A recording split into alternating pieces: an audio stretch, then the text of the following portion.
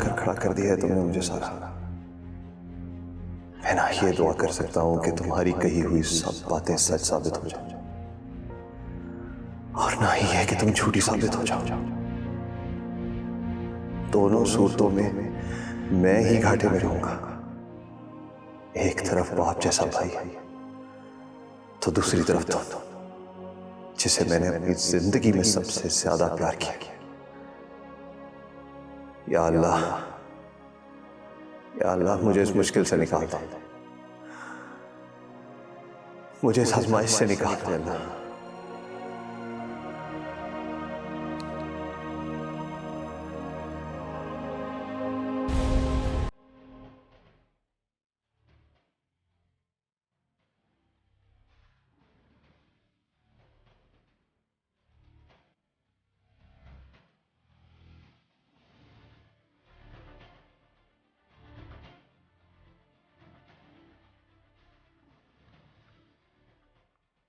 मुल्ज़िम के वकील कौन है?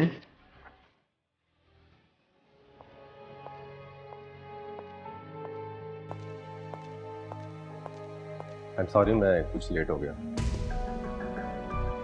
आइंदा वक्त की पाबंदी का ख्याल रखिएगा। जी जरूर। तो आप मुल्ज़िम जिब्रान शमीम खान के वकील हैं? जी। तो अपने मुवक्किल को पेश करें। वो किसी मसरूफियत की वजह से आज पेश नहीं हो सके। जब मुवक्किल ही पेश नहीं होंगे तो फिर हम अदालत की कार्रवाई को आगे कैसे बढ़ाएंगे? आइंदा पेशी पर उनकी हाजिरी को यकीनी बनाएंगे। जी जरूर। आइंदा पेशी तक अदालत बर्खास्त की जाती है।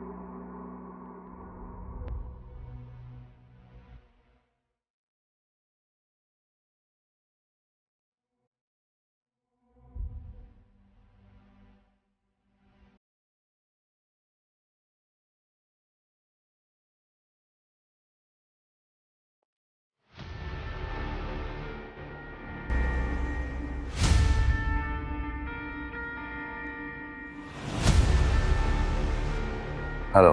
हेलो। आपको देख के लगता नहीं कि आप वकील हैं, किसी फिल्म या ड्रामे के हीरो लगते हैं। माशाल्लाह आपकी बहुत अच्छी पर्सनालिटी है। Thank you. Have a seat.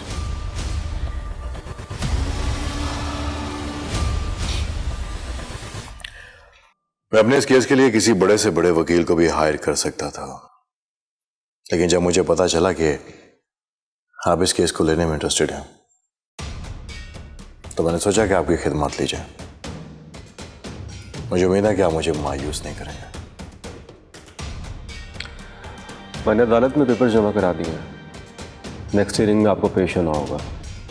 क्यों? मेरा पेश होना जरूरी है क्या? देखिए, ये तो अदालत का हुक्म है और अदालत के हुक्म को हर सूरत मानना होगा। वकील साहब कुछ ऐसा कीजिए कि मुझे अदालत में पेश होना पड़े। पेश तो होना पड़ेगा। देखिए, ये केस मैं जीतने के लिए लड़ रहा हूँ, लटकाने के लिए नहीं। अगर फौरी फैसला चाहिए तो हमें अदालत से ताउन करना पड़ेगा।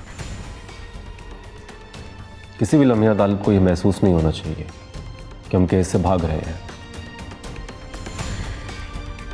ठीक कह रहे हैं आप। अगर अदालत पेश हुए तो हमारी इज्जत मिट्टी में मिल जाएगी।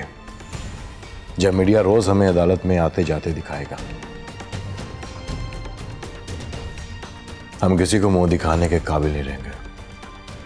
हमारी इज्जत को बहुत नुकसान होगा। आपकी इज्जत को जो नुकसान पहुंचना था वो तो पहुंच गया। अब अगर आप अपनी इज्जत बहाल करना चाहते हैं तो सिर्फ ये अदालत के फैसले से ही हो सकता है। और आप बेफिक्र रहिए, फैसला आपके हक में होगा।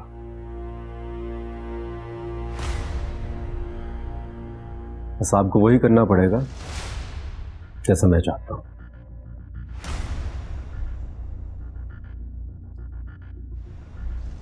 आप जैसा कहेंगे वैसा ही होगा वकील साहब, लेकिन एक बात का ख्याल रखिएगा, हमारी इज्जत आपके हाथ में है। हमारे खानदान में जान बचाने से ज्यादा इज्जत बचाने को तरजीह दी जाती है। आप जितने पैसे मांगेंगे हम आपको देंगे। आपकी हर जरूरत पूरी करेंगे, किसी चीज की कमी नहीं आने देंगे। बस आप हमारी खोई हुई इज्जत हमें लौटा दें।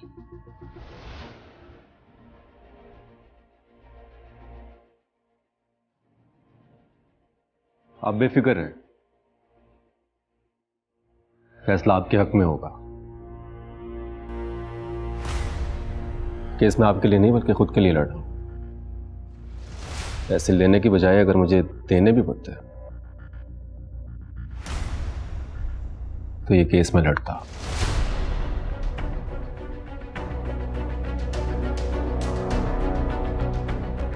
मुझे इनसे कुछ सवालात करने हैं, अगर आपकी इजाजत हो। ठीक है, आप बात कीजिए। शुक्रिया।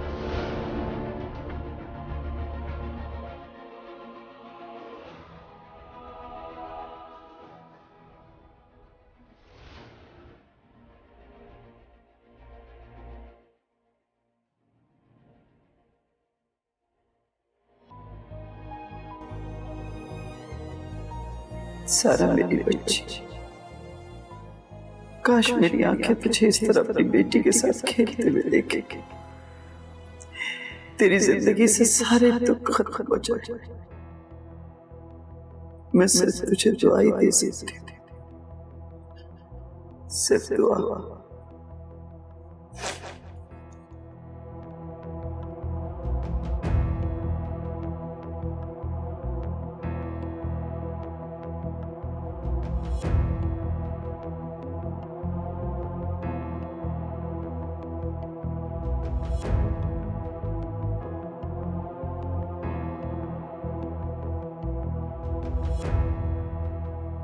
आप खामोश क्यों हो गए? जवाब दीजिए ना।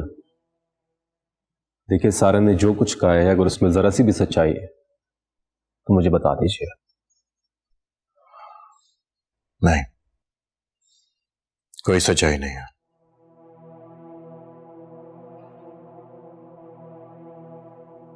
झूठ, सब कुछ झूठ।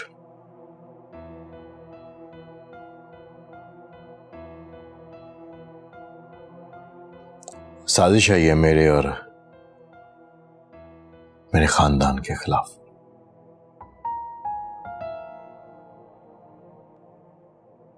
एक्चुअली मैं उसकी और अपने भाई सालार की शादी के खिलाफ था।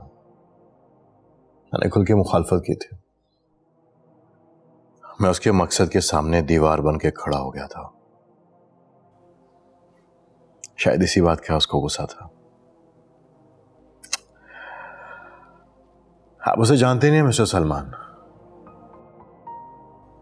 वो अपने छोटे से फायदे के लिए किसी का बड़े से बड़ा नुकसान कर सकती है।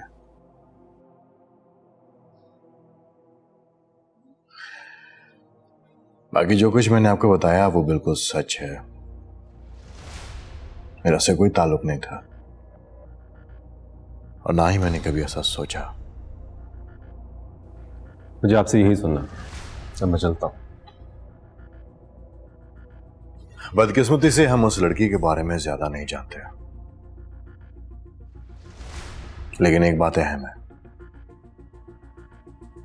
वो अपने माँ बाप को छोड़ चुकी है, अब उनके साथ नहीं रहती।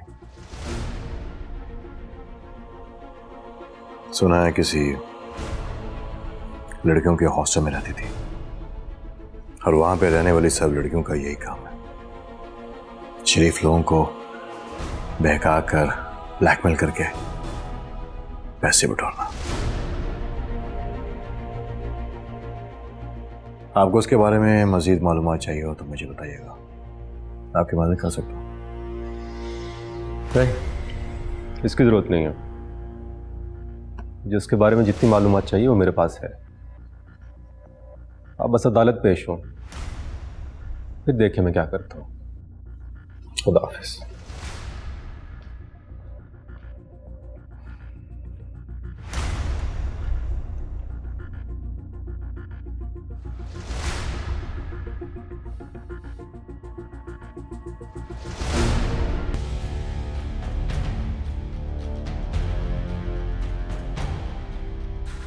जी वकील साहब। जनाबे वाला, मेरे मुवक्किल पे लगाए गए तमाम इल्ज़ामात झूठे और बेबुनियाद।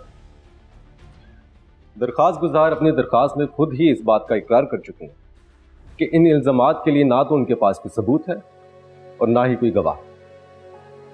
मेरे ख्याल में अदालत को ऐसे मुकदमात पे वक्त ज़ाया नहीं करना चाहिए जिसका मकसद सिर्फ और सिर्फ एक शरीफ इंसान की किरदार कुशी हो। इसलिए मेरी अदालत से इल्तिजा है कि वो इस केस को बेबुनियाद और झूठा करार देकर फिलफौर खारिज कर दें। शुक्रिया। आप कुछ कहना चाहेंगी? जी जनाबे वाला।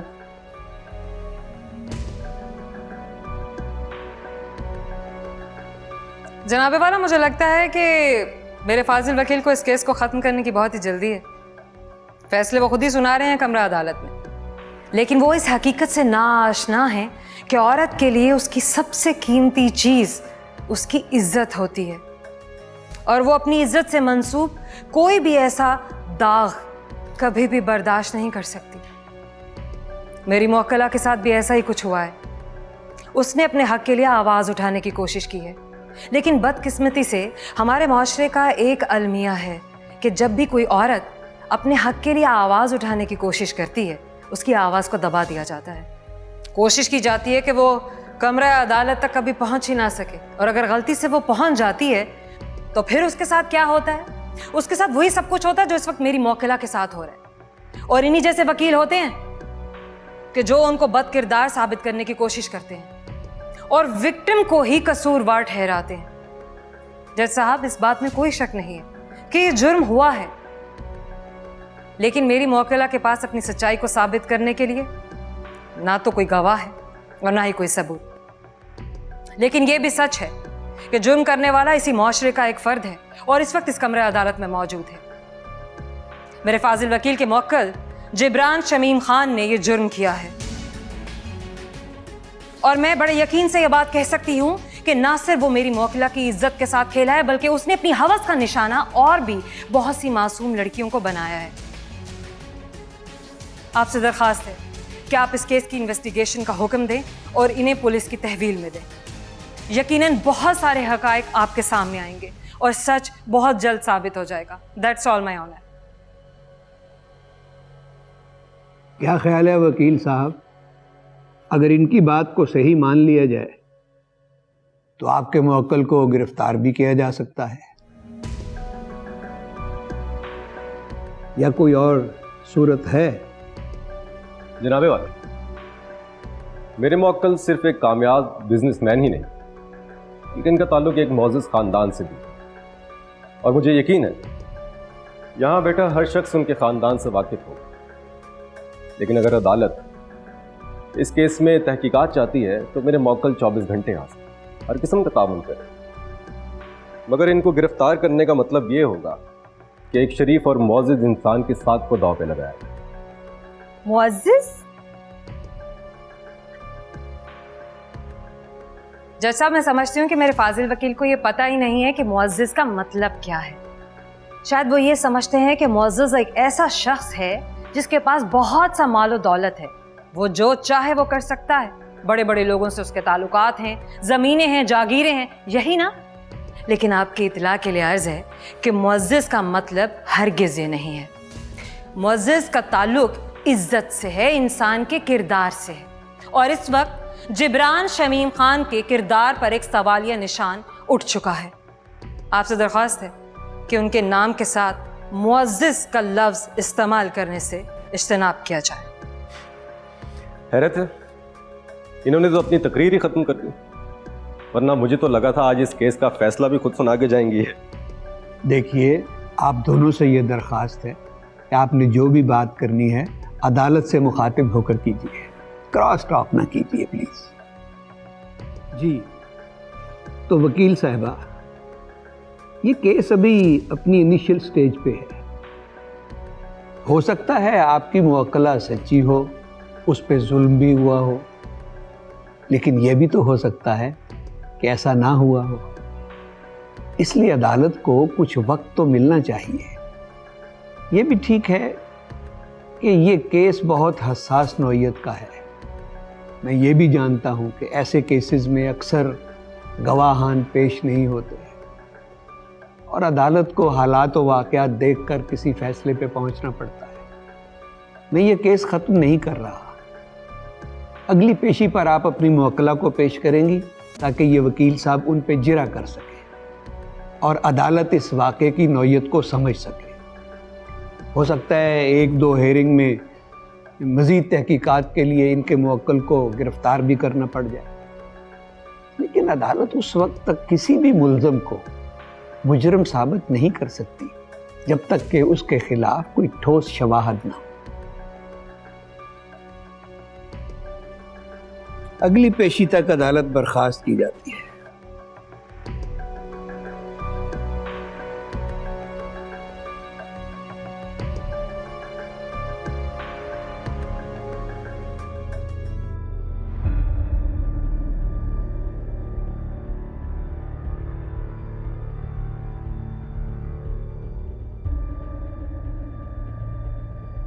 क्या तुम अपने इस खानदान की इज्जत और वकार की हिफाजत कर सकोगे?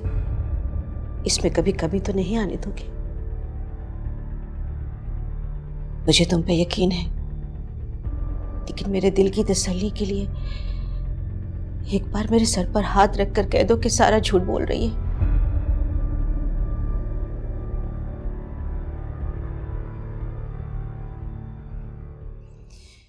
या अल्लाह, तेरा शुक्र, तेरा शुक्र, तेरा शुक्र, तेरा शुक्र, तेरा शुक्र, तेरा शुक्र, तेरा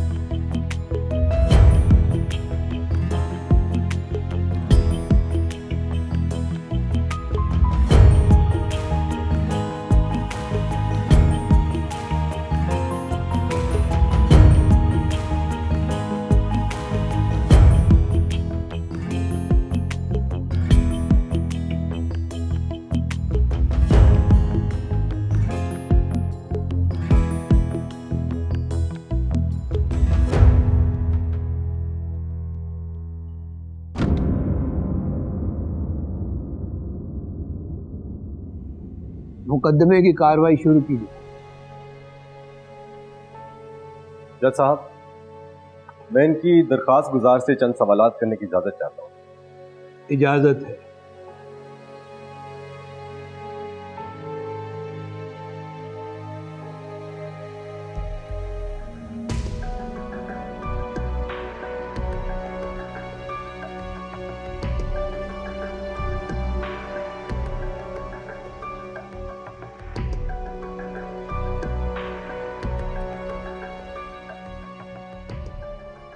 आपका नाम क्या है?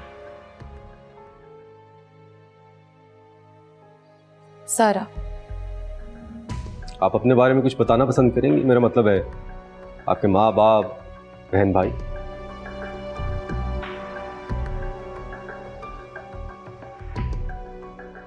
क्या हुआ? कोई मुश्किल सवाल कर लिया आपसे? सादा सा सवाल है।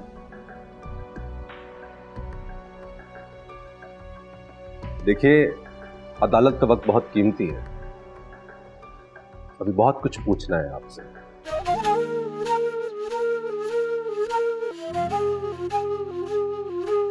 आप जल्दी जल्दी जवाब दीजिए। आपके वालिद साहब कौन है, क्या काम करते हैं, और क्या इस वक्त वो कमरे अदालत में मौजूद है? नहीं, वो यहाँ नहीं है। वो यहां नहीं है? आप इतना बड़ा मुकदमा लड़ रही हैं और आपके वालिद यहां मौजूद नहीं है। चल, हो सकता है बुजुर्गी की वजह से वो यहां ना आ सके, लेकिन आपकी फैमिली में से तो कोई साथ होगा आपके। ऑब्जेक्शन जज साहब, मेरी मुवक्किला को गैर मुतल्लिका सवाल करके सिर्फ परेशान किया जा रहा है। Objection over. जी आप जारी रखें। आप अपनी फैमिली के बारे में बताने से इतना हिचकिचा क्यों रहे हैं? ऐसा क्या है जिसे छुपाने की कोशिश कर रही हैं आप देख रहे हैं जज साहब, ये अपनी फैमिली के बारे में कोई बात नहीं करना चाहते। ये मेरे इतने आसान सवालों का जवाब नहीं दे पा रहे, और ना ये जवाब दे सकती है, क्योंकि कटहरे में मौजूद ये लड़की सिर्फ मजलूम होने का नाटक कर रही है। बहुत शरीफ इंसान की बेटी है, बहुत इज्जतदार खानदान से ताल्लुक है इनका ताल्लुक एक ऐसे खानदान से है जिनके लिए इज्जत उनका ओढ़ना बिछोना हो, लेकिन बदकिस्मती से ये लड़की अपनी फैमिली के लिए बदनुमा दाग है। ऑब्जेक्शन जज साहब। Objection over.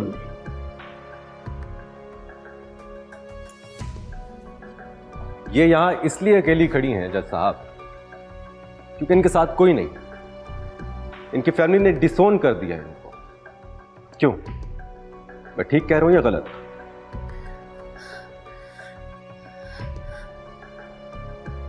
जवाब दीजिए, क्या आपके वालिद ने आपको डिसोन नहीं कर दिया, हाँ या ना? आप वकील साहब के सवालों का जवाब क्यों नहीं दे रही?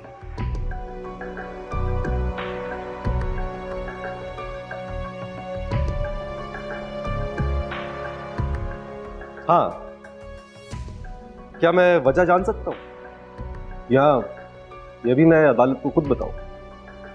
चलो, मैं आपकी ये मुश्किल भी आसान कर देता हूं। जज साहब, बेटी जिसे हमारे मजहब में रहमत का नाम दिया गया, अपनी बाप की तमाम तवज्जो का मरकज होती है, उसकी तमाम खुशियां होती है, वो उसे देख के जीता है और मर मर के उसकी ख्वाहिशात पूरी करता है। बेटा तो मां बाप की बुजुर्गी का सहारा होता है, और बेटी उसके जीने की वजह।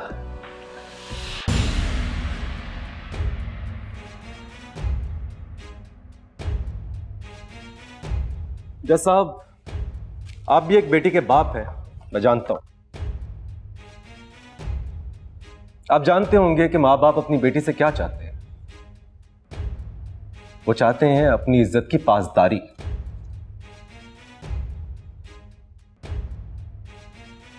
वो चाहते हैं कि उनकी बेटी उनकी इज्जत की हिफाजत करे, कभी पामाल ना होने दे। लेकिन ऐसी बेटी का क्या जो शादी से 2 दिन पहले अपने घर से रात के अंधेरे में निकल जाए?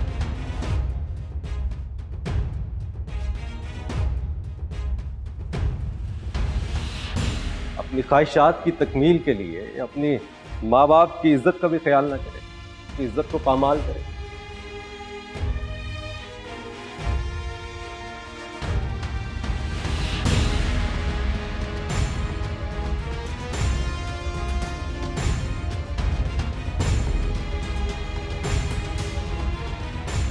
जज साहब, ऐसी लड़कियां बेटी कहलाने के लायक ही नहीं।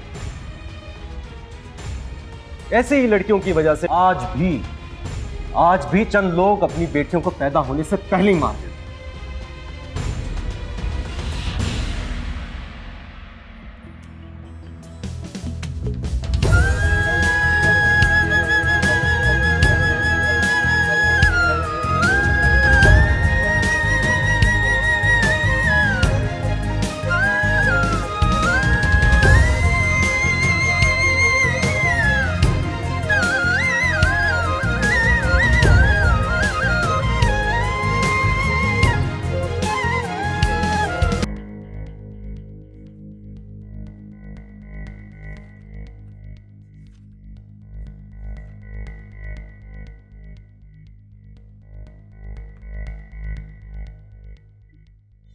वैसे मेरी समझ में नहीं आ रहा है कि वो इतना सब कुछ सारा के बारे में कैसे जानता है। सारा ने तो कहा था कि उसने तो कभी अपने हस्बैंड को भी अपने बारे में इतना सब कुछ नहीं बताया। मैम शायद आपने महसूस नहीं किया, जब सलमान सारा से जिरा कर रहा था तो उसका लहजा बहुत ही मुख्तलिफ था। मैंने देखा है उसको यहाँ कोर्ट कचहरी में जिरा करते हुए। वो तो बहुत धीमे लहजे का मालिक है, और उस दिन ये कितना मुख्तलिफ निकल कर आया है। ऐसा लग रहा था जैसे सलमान सारा पर अपना कुछ जाती गुस्सा निकाल रहा है। मुझे भी ऐसा ही लगा, मगर क्या बात हो सकती है? हो सकता है कि उनके मौक्कल जिब्रान शमीम खान ने कहा हो कि एग्रेसिव होकर चलना। बहुत गुस्सा आया होगा उनको, आखिर इतना बड़ा इल्जाम जो लगा उन पर। मेरा नहीं ख्याल कि ये बात हो सकती है। तुम एक काम करो, सारा को कॉल करो, उससे कहो कि मुझे उससे मिलना है। मॉडल टाउन वाले ऑफिस में आ जाए। ड्राइवर से कहो कि गाड़ी निकाले। Okay ma'am.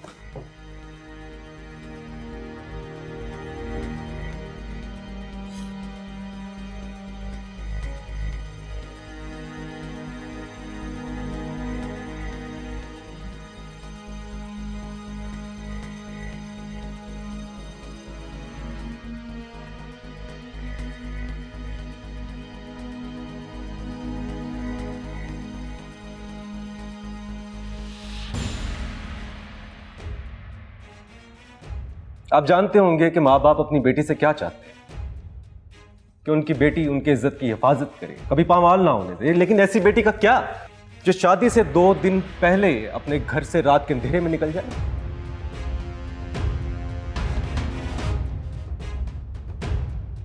जज साहब, ऐसी लड़कियां बेटी कहलाने के लायक ही नहीं। ऐसे ही लड़कियों की वजह से लोग आज भी चंद लोग अपनी बेटियों को पैदा होने से पहले ही मार देते हैं।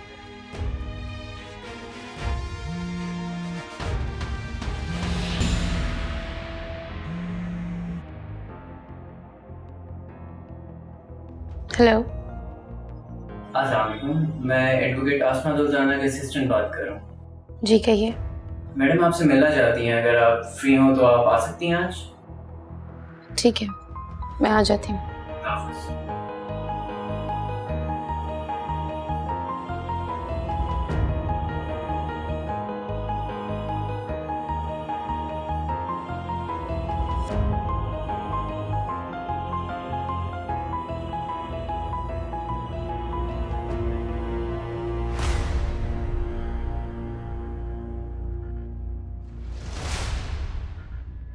हाँ सारा, बैठो। क्या हुआ है? सब ठीक है?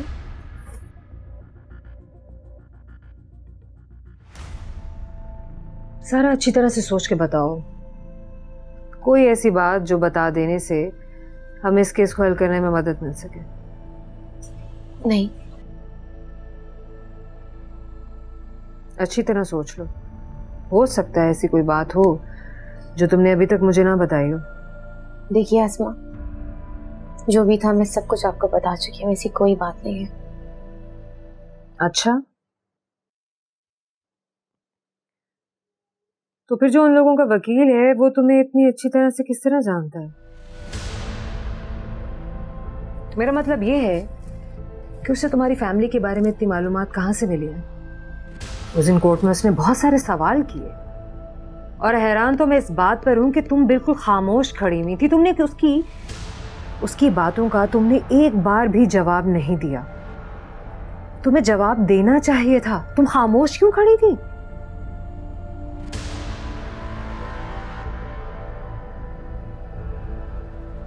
वैसे अजीब सी बात है, उसे तुम्हारी फैमिली के बारे में जितनी मालूमात थी इतनी तो मुझे भी नहीं है।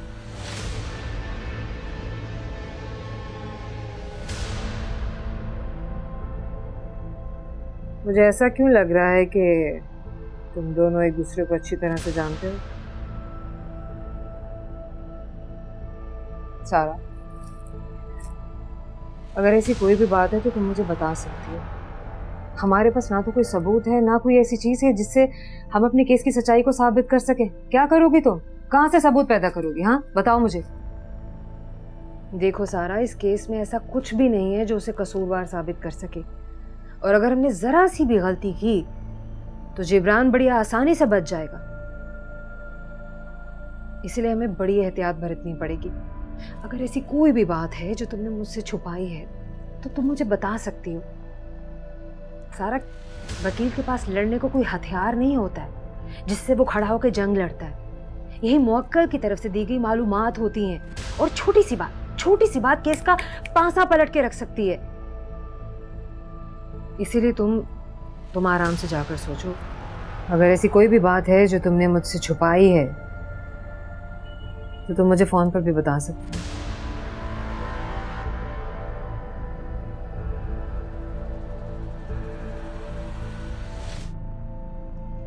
ठीक है।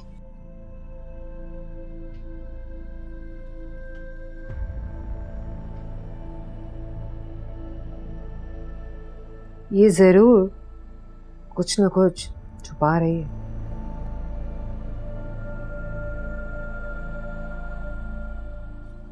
जिब्रान बेटा, मैंने तुमसे कहा था कि मुझे वकील से मिलना है। तुम्हारी उससे बात हुई कि नहीं? जी मेरी से बात हुई थी, वो बस आती हूँ मैं। अब बैठी, मैं दोबारा कॉल करता हूँ। ठीक है।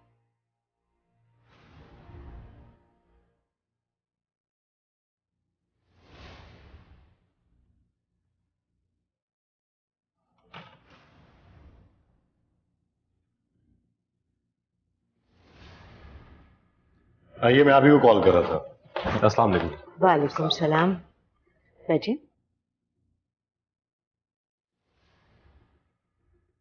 आजकल लोग आपकी बड़ी तारीफ कर रहे हैं। लोग कहते हैं कि जिस केस पर आप हाथ डालते हैं वो कभी हारते नहीं। लोगों की राय तो बदलती रहती है। आज वो मेरे बारे में कह रहे हैं, कल किसी और वकील के बारे में कहेंगे। लेकिन असल बात यह है कि लोगों की बजाय आप खुद कितने मुतमईन हैं। ठीक कह रहे हैं आप। मैं तो आपकी कारकर्दगी से बहुत मुतमईन हूँ, कि मैं आपसे मिलकर ये जानना चाहती थी कि आप खुद मुतमईन हैं कि नहीं। मैंने आपको पहले भी कहा, ये केस मैं आपके लिए नहीं बल्कि खुद के लिए लड़ रहा हूँ।